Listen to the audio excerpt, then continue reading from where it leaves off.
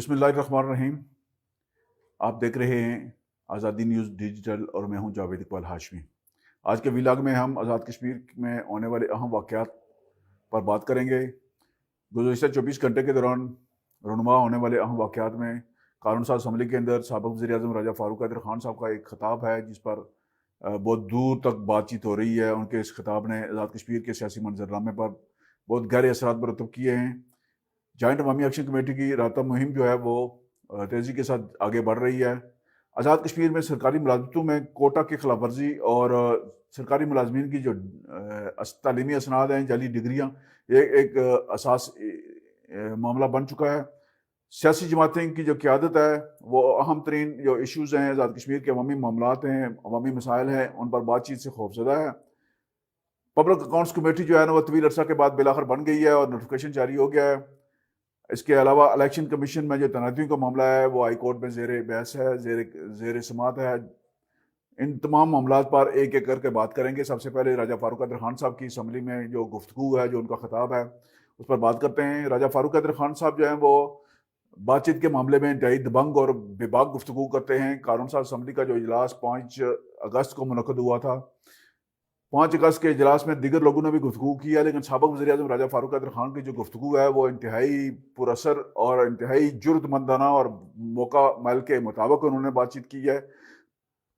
5 اگست 2019 کے واقعات جب رونما ہوئے تھے تو فاروق قادر اس وقت آزاد کشمیر میں وزیر اعظم تھے، تو وہ ان واقعات کے پس پردہ جو معاملات ہیں ان سے بخوبی آگاہ تھے۔ یہ تاثر دیا جاتا رہا ہے کہ فاروق قادر صاحب جو ہیں انہوں نے بحثیت وزیر اعظم آزاد کشمیر رد عمل نہیں دیا اور جنہوں نے خاموشی اختیار کی، حالانکہ فاروق قادر صاحب بحثیت وزیر اعظم آزاد کشمیر 5 اگست 2019 کے واقعات کے بعد یورپ اور امریکہ کے دورے پر گئے تھے، جہاں انہوں نے مسئلہ کشمیر پر آزاد کشمیر کے عوام کا موقف بیان کیا تھا، جس کو بہت پذیرائی بھی ملی تھی۔ فاروق قادر صاحب نے اسمبلی کے اندر ایک بار پھر واضح کیا ہے کہ 5 اگست 2019 کے جو بعد کے معاملات ہیں ان پر اسمبلی کے اندر ایک اعلیٰ اختیاراتی کمیٹی بننی چاہیے جو ان پر بات چیت کرے، مشاورت کرے، اور آزاد کشمیر کی جو سیاسی جماعتیں ہیں وہ ان معاملات سے لاتعلق نہ رہیں۔ پہلی بار آزاد کشمیر کے ایوان کے اندر جو ہے وہ اس موضوع پر انتہائی دو ٹوک اور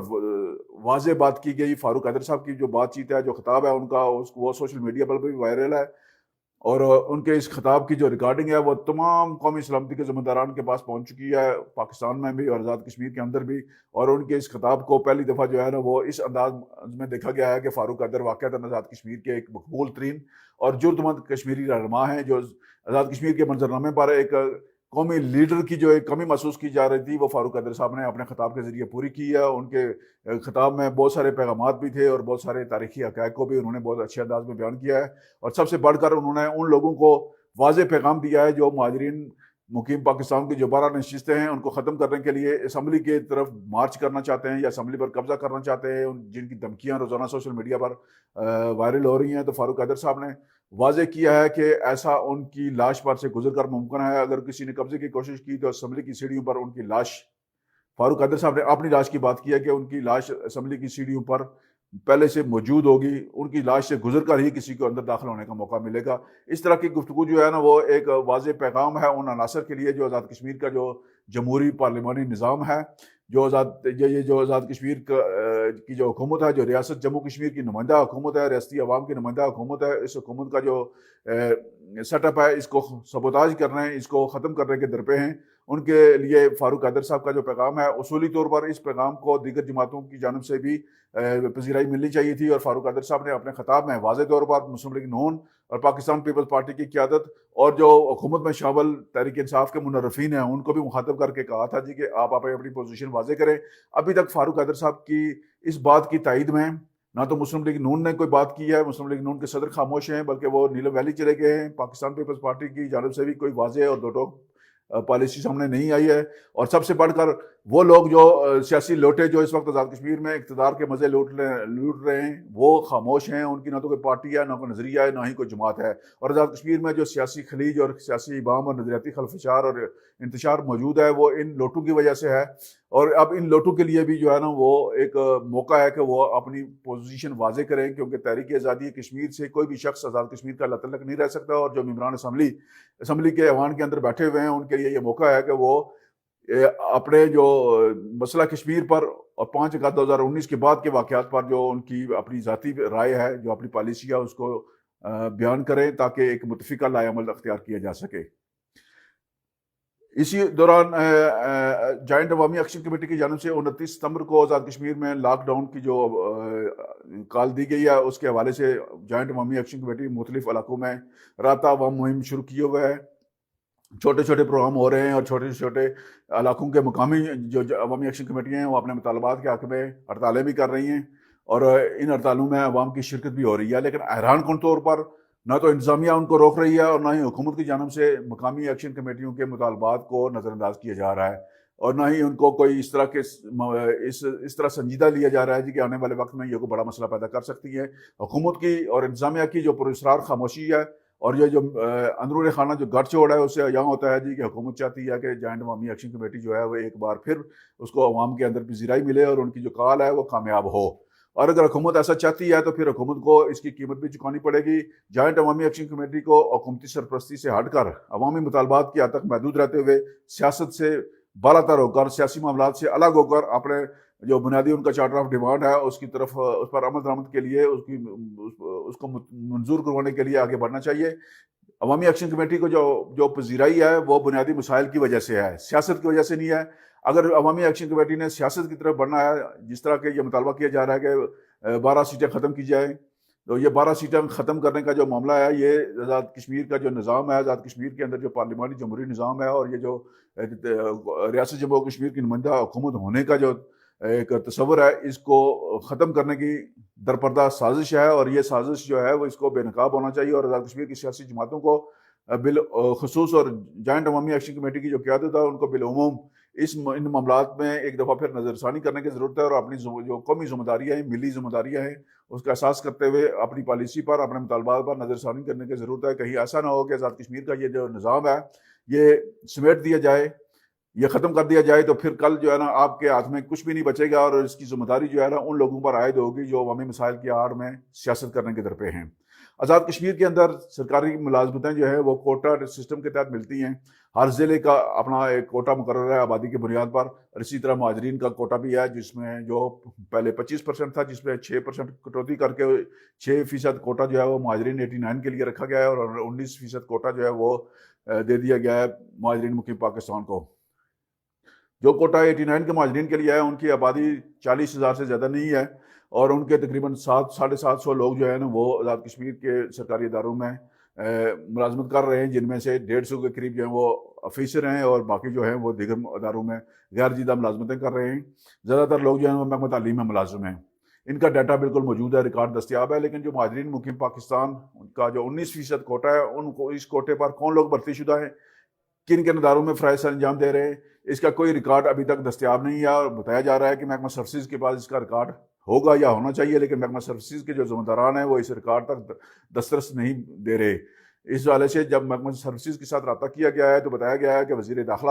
و سروسز جو ہیں کرل وقار نور صاحب، ان کی جانب سے سخت پابندی ہے کہ کسی قسم کا ریکارڈ جو ہے، کوئی سرکاری ریکارڈ جو محکمہ سروسز اور داخلہ سے متعلق ہے، وہ کسی بھی شخص کو، کسی عام شہری کو نہ دیا جائے۔ تو جب وزیر داخلہ نے یہ پابندی لگائی ہوئی ہے تو پھر مہاجرین مقیم پاکستان کے کوٹے پر جو لوگ بھرتی شدہ ہیں ان کے حوالے سے ریکارڈ دستیاب نہیں ہے، اور اس کے کرل وقار نور صاحب کو اس حوالے سے اپنی پوزیشن واضح کرنی چاہیے کہ وہ مہاجرین مقیم پاکستان کے کوٹا پر بھرتی شدہ لوگوں کو کیوں تفویض دے رہے ہیں، ان کا ریکارڈ کیوں سامنے نہیں لا رہے۔ جب لوگ میرٹ پر بھرتی ہوئے ہیں، کوٹا کے تحت بھرتی ہوئے ہیں، علی صلاحیت کی بنیاد پر بھرتی ہوئے ہیں، کوئی سیاسی مداخلت کے بغیر بھرتی ہوئے ہیں، تو ان کا ڈیٹا سامنے لانا جو ہے نا وہ یہ قومی مفاد کا تقاضا ہے۔ اسی طرح سرکاری ملازمین کی جو جعلی ڈگریاں ہیں ان کی تصدیق کے حوالے سے ہر حکومت اعلان کرتی ہے۔ موجودہ وزیر اعظم نے بھی وزارت عظمیٰ کا حلف اٹھانے کے بعد یہ اعلان کیا تھا کہ تمام سرکاری ملازمین کی جو اسناد ہیں، ڈگریاں ہیں، ان کی تصدیق کی جائے گی، لیکن ابھی تک اس حوالے سے کوئی پیش رفت نہیں ہوئی ہے۔ اس وقت آزاد کشمیر کے اندر مبینہ اطلاعات ہیں کہ ہزاروں لوگ جعلی ڈگریوں پر نوکریاں کر رہے ہیں، جعلی دستاویزات پر نوکریاں کر رہے ہیں، اور بے شمار لوگ ایسے بھی ہیں جو جعلی دستاویزات پر نوکریاں مکمل کر کے ریٹائر بھی ہو چکے ہیں۔ تو جناب وزیر اعظم اگر مناسب سمجھیں تو اپنے اعلان پر عمل درآمد کے لیے کوئی ایسا میکانزم تیار کریں، اپنے احکامات کو عملی شکل دیں تاکہ جعلی ڈگریوں پر نوکریوں کا جو معاملہ ہے اس کی روک تھام ہو سکے، کیونکہ اس وقت آزاد کشمیر کے اندر ہزاروں کی تعداد میں تعلیم یافتہ بے روزگار نوجوان ڈگری یافتہ وہ موجود ہیں، ان کی موجودگی میں جعلی اسناد پر جعلی ڈگریوں پر لوگوں کو نوکریاں دینا جو ہے سیاسی لوگوں کے لیے یہ کوئی مناسب بات نہیں ہے۔ وزیر اعظم صاحب اپنی جو نامہ اعمال ہے اس میں کوئی اگر نیکی یا کوئی اچھائی شامل کرنا چاہتے ہیں تو اس معاملے پر اپنے ہی اعلان پر عمل درآمد کے لیے کوئی عملی شکل اختیار کریں، کوئی عملی اقدام اٹھائیں تاکہ لوگ مطمئن ہو سکیں کہ یہ وزیر اعظم جو بات کہتے ہیں اس پر عمل درآمد بھی ہوتا ہے۔ ابھی تک ایسا ہوا تو نہیں ہے، لیکن کوئی ایک آدھ معاملہ ایسا کر جائیں جس سے یہ ثابت ہو جائے کہ آپ نے ساری باتیں عوام میں نہیں کی، کسی ایک پر عمل درآمد بھی ہوا ہے۔ موجودہ صورتحال میں آزاد کشمیر کی جو سیاسی جماعتیں ہیں اس کی قیادت جو ہے، سیاسی جماعتوں کی قیادت کسی انجانے خوف کا شکار ہے۔ تمام معاملات جو ہیں وہ قومی معاملات ہوں، تحریک آزادی کشمیر ہو یا مقامی مسائل، مقامی سیاسی جماعتوں کی جو قیادت ہے، پاکستان پیپلز پارٹی ہو، پاکستان مسلم لیگ نون ہو یا تحریک انصاف کے منرفین، وہ اہم ترین ایشوز پر بات چیت کرنے سے خوف زدہ ہیں یا ان کے پاس بات چیت کرنے کا حوصلہ نہیں ہے، کیونکہ ان لوگوں کی عوام سے جو لاتلقی ہے وہ ثابت کرتی ہے کہ یہ عوام کے سامنے عوام کا سامنا کرنے کے لیے یہ تیار نہیں ہے، یا ان کے پاس کوئی ایسا مواد موجود نہیں ہے جس کے جو عواموں کے سوالوں کا جواب دے سکے۔ تو سیاسی قیادت کو اپنے رویے اور اپنے طرز عمل پر غور و فکر کرنی چاہیے کہ الیکشن آ رہے ہیں تو الیکشن سے پہلے آپ کو لوگوں کے سوالوں کا جواب دینا پڑے گا۔ جو بڑی سیاسی جماعتیں ہیں جو فرنچائزز نہیں ہیں، اگر فرنچائزز نہیں ہیں تو پھر ان کو اپنے موقف، اپنی پالیسی، اپنے منشور، اپنے طریقہ کار اور اپنے جو آئین ہے اس کے مطابق لوگوں کو اس سوالوں کا جواب دینے کے لیے تیار ہو جانا چاہیے۔ طویل عرصہ کے بعد آزاد کشمیر میں پبلک اکاؤنٹس کمیٹی کا قیام عمل میں لایا گیا ہے۔ 5 اگست 2019 کے اجلاس کے دوران قانون ساز اسمبلی میں اسپیکر قانون ساز اسمبلی چودھری لطیف اکبر صاحب نے حکومت کی جانب سے دیے گئے ناموں پر مشتمل اور پھر اپوزیشن سے نام لے کر جو ہے نا وہ پبلک اکاؤنٹس کمیٹی کا اعلان کیا ہے، جس میں سردار عتیق صاحب کا نام بھی شامل ہے، قائد حزب اختلاف خواجہ فاروق صاحب کا نام بھی شامل ہے، حسن ابراہیم صاحب کا نام بھی شامل ہے، اور حسبی سعید صدیق صاحب ہیں، اور چودھری اسماعیل صاحب کا نام اس میں شامل ہے۔ اب ان جو اعلان کیے گئے ہیں پبلک اکاؤنٹس کمیٹی کے ممبران، ان کا اجلاس ہوگا جو اپنے اجلاس میں ایک چیئرمین کا انتخاب کریں گے۔ پبلک اکاؤنٹس کمیٹی کے نہ ہونے کی وجہ سے اس وقت اربوں روپے مالیت کے جو آڈٹ پیراگراف ہیں وہ زیر التوا پڑے ہوئے ہیں۔ اس کے علاوہ بہت سارے سرکاری ملازمین جو ریٹائر ہو چکے ہیں اور ان کی پینشن کے معاملات این او سی جاری نہ ہونے کی وجہ سے پینڈنگ ہیں، زیر التوا ہیں، تو یہ معاملات یکسو ہوں گے۔ چیئرمین پبلک اکاؤنٹس کمیٹی کے انتخاب کے بعد پبلک اکاؤنٹس کمیٹی باقاعدہ کام شروع کرے گی، اور وہ چیئرمین پبلک اکاؤنٹس کمیٹی جو ہے ان کو بہت ساری مراد بھی حاصل ہوتی ہیں، انہیں سرکاری گاڑی ملتی ہے، انہیں دفتر ملتا ہے اور انہیں عملہ بھی ملتا ہے۔ تو یقیناً ممبران جو ہیں پبلک اکاؤنٹس کمیٹی کے وہ اپنے چیئرمین کا جلد انتخاب کریں گے تاکہ یہ کمیٹی فنکشنل ہو سکے اور لوگوں کے زیر التوا معاملات جو ہیں وہ یکسو ہو سکیں۔ اسی طرح الیکشن کمیشن میں جو تعیناتیوں کا معاملہ ہے وہ اب عدالت العالیہ میں زیر سماعت ہے۔ ایک ریٹ پٹیشن اس حوالے سے دائر کی گئی ہے جس میں حکومت سے پوچھا گیا ہے جی کہ یہ جو آئینی عہدہ ہے الیکشن کمیشن کا یہ اتنے عرصے سے کیوں خالی ہے، اور ابھی تک حکومت نے اس پر کوئی جواب نہیں دیا ہے۔ تو گزشتہ جو سماعت ہوئی ہے کل، اس سماعت کے دوران جسٹس سردار اعجاز صاحب جو وکیشنل جج ہیں ہائی کورٹ کے، انہوں نے ایڈوکیٹ جنرل سے پوچھا ہے جی کہ حکومت اس حوالے سے کیا کر رہی ہے، تو یہ عہدہ کیوں خالی ہے اس وقت تک۔ تو ایڈوکیٹ جنرل صاحب نے 2 ہفتے کا وقت مانگا تھا، انہیں 2 ہفتے کا وقت نہیں ملا، 1 ہفتے کے اندر اس معاملے پر جواب داخل کرنے کی ہدایت کی گئی ہے۔ اب اس کیس کی سماعت 12 دسمبر کو ہوگی۔ اس وقت آزاد کشمیر کے عوام کی جو نظریں ہیں وہ الیکشن کمیشن پر ہیں۔ الیکشن کمیشن میں تعیناتی نہ ہونے کی وجہ سے بہت سارے عوام اور بہت سارے سیاسی معاملات جو ہیں وہ التوا کا شکار ہیں۔ بے شمار بلدیاتی اداروں میں جو ضمنی الیکشن ہو رہے تھے وہ بھی نہیں ہو رہے الیکشن کمیشن مکمل نہ ہونے کی وجہ سے۔ تو اسی طرح ایک حلقے کا ضمنی الیکشن بھی زیر التوا تھا لیکن وہاں سپریم کورٹ نے اسٹے آرڈر دے دیا ہے۔ بہت سارے معاملات الیکشن کمیشن کی عدم تکمیل کی وجہ سے جو ہیں وہ